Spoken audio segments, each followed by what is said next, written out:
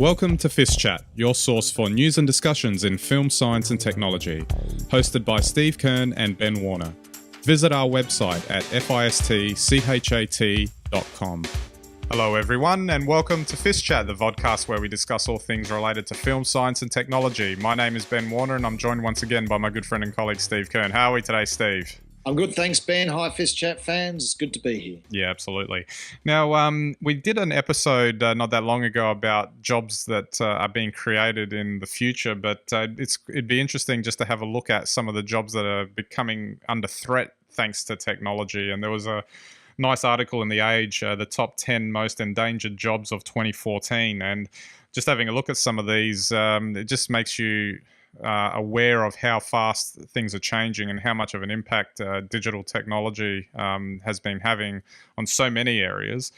But I mean, they've got like, they were calling it a digital disruption juggernaut, and it's probably going to sort of hit, I guess, all in one go, and we won't see where it's coming from. But as the most obvious one, and it's the first one on their list here, is the postman, because you know, there's all that talk about what's going to happen with Australia Post here too, in terms of their future. But you know, internet communication has made a lot of items redundant. You would think it's only sort of larger sort of packages and actual physical objects that need to be used via the mail or some sort of courier service. Yeah. Letters are probably almost beside the point, and even things like delivery of accounts and bills and things like that can all be done online, and there's probably a whole generation coming through that have signed up to get everything received by email, which email in itself is probably going to become a quaint thought too at some point in the future in our social media age. But it's interesting, isn't it, that you know, it wasn't really that long ago that we were doing all of that the old-fashioned way by paper, but it's going the way of the dodo by the look of it. Yeah, well, let's face it, really, you know, you probably need 2 mail deliveries a week and that's it. Yeah. And the funny thing is that, you know, with regards to letters, the cost of mailing a letter is probably overpriced because there's so few people doing it. Yet people are quite happy to spend, you know, $15, $20, $30 on a courier delivery for an internet purchase. So it's just changing habits. And unfortunately, the habit of receiving mail in your letterbox is gone. The other thing too is that, you know, it's almost a redundant thought if most, I guess, first world people would be, you know, having some sort of device that they can communicate with people anywhere in the world. So the world's gotten smaller in that respect. So when you can instantly communicate with anyone, anytime, anywhere, that sort of service becomes a little redundant. Yeah, it certainly does. It certainly does. All right, let's have a look at another one. A farmer was made their second spot on the list. Advancements in agricultural technology and machinery has meant fewer hands can do more. So obviously, introduction of better machinery and probably robotics in there that can just make the whole thing go faster. Well, I disagree with this one, to be honest. I mean, depends. If you mean a farmer in the traditional sense, you know, maybe, it'll all be absorbed in, you know, farms will get bigger and bigger and bigger because there'll be more automation to do these things. But the reality is that agriculture is very important. It's not all going to happen in a shed. It's not, you know, despite what people think, we're not all going to go, you know, and have processed Soylent Green for dinner. So, you know, and if you look at the trend anyway now towards natural, non-processed, organic foods and that, maybe farming will become different, but it'll still be there. Yeah, of course. Another one that they've got here, a newspaper reporter, and I think we've even discussed this on previous episodes. It's that technology has made a huge impact on the media and the news around the world. It requires less people, I guess, to be able to do it.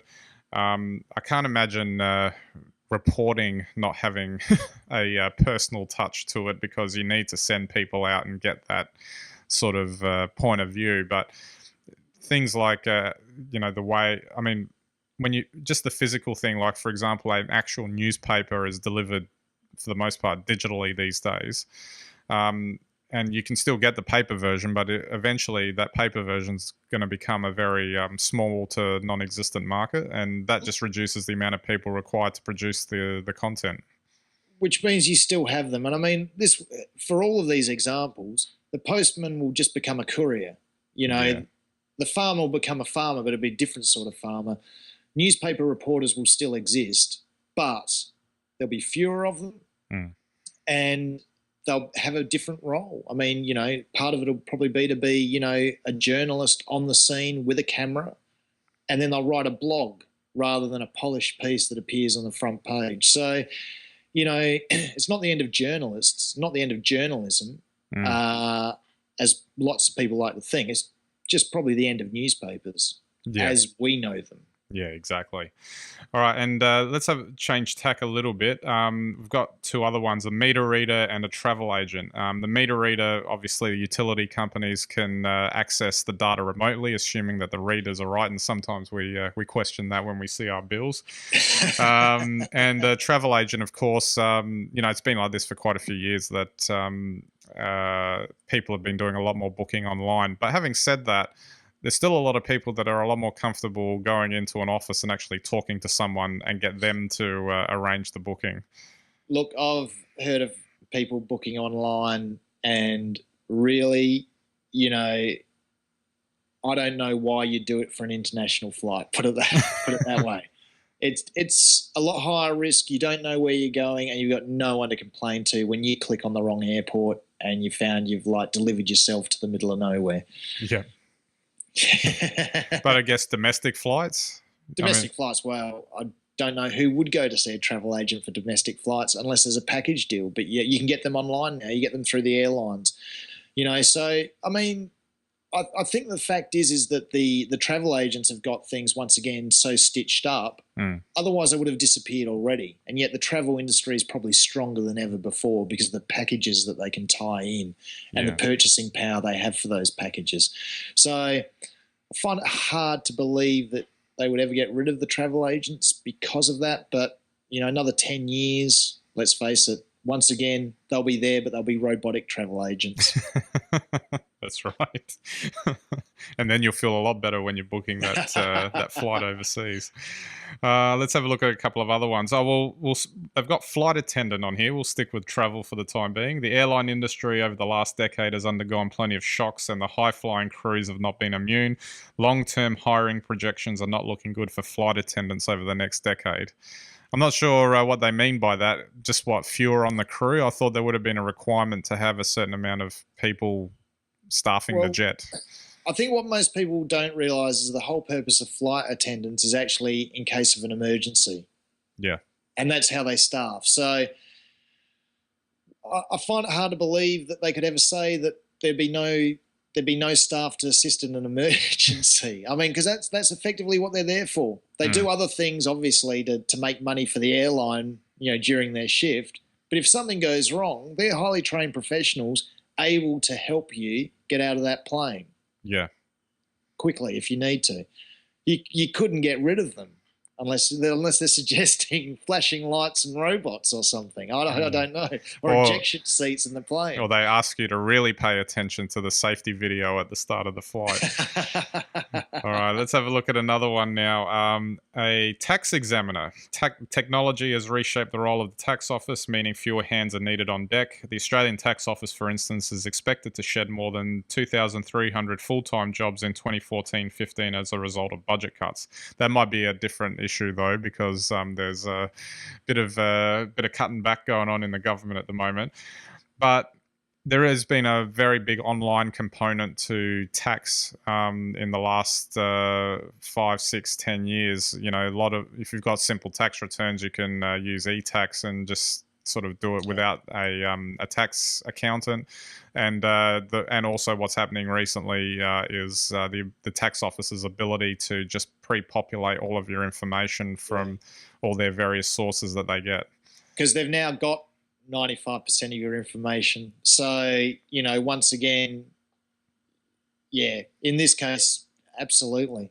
It's just, you just have to punch the numbers in, pay the right amount, and everything's okay. It's interesting that they've gone with a risk management approach, and whether they would need more people on the compliance side of things to sort of check everyone's tax return, or to make sure that things are going right. Well, the thing is they it's probably just a software issue.